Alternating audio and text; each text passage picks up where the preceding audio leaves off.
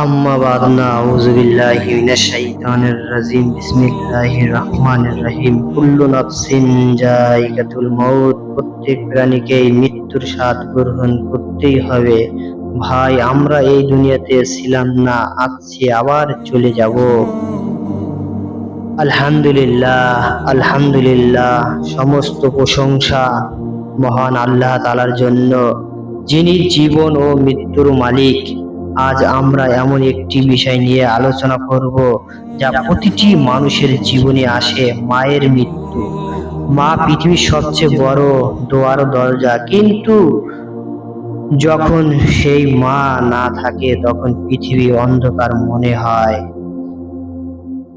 কুরআনে আল্লাহ বারবার পিতামাতার প্রতি সদাচরণের কথা বলেছেন।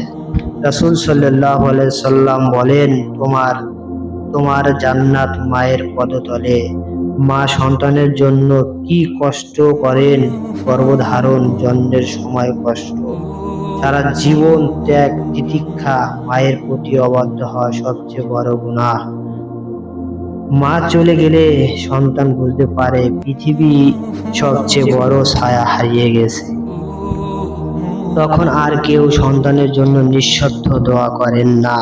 অনেক মানুষ বলে, যে মা হারিয়েছে সেই জানে মা কাকে বলে।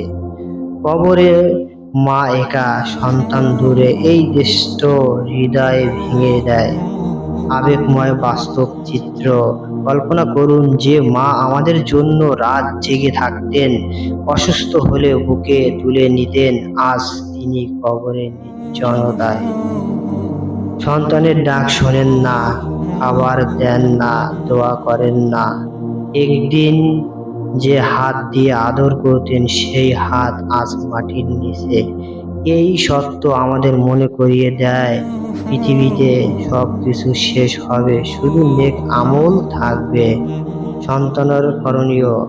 মায়ের মৃত্যুর পর সন্তানের দায়িত্ব শেষ হয় না। প্রথমত, মায়ের জন্য দোয়া করা। দ্বিতীয়ত, সদকা জারিয়া করা, যেমন পানি খাওয়ানো, দান করা। তৃতীয়, মায়ের রেখে যাওয়া আত্মীয়দের সাথে ভালো ব্যবহার করা।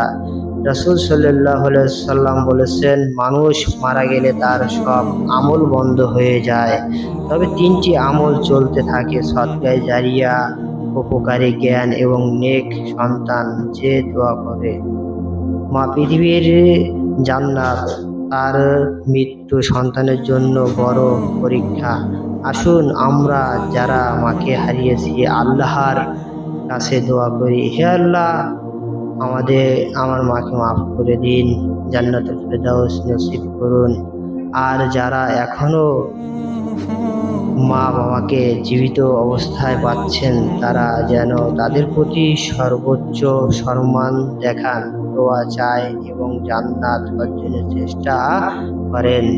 ভাই আমার, বোন আমার, যদি আপনার কাছে আমার এই ভিডিওটি ভালো লাগে, চ্যানেলটি সাবস্ক্রাইব করতে পারেন আরো ইসলামিক ভিডিও পাওয়ার জন্য।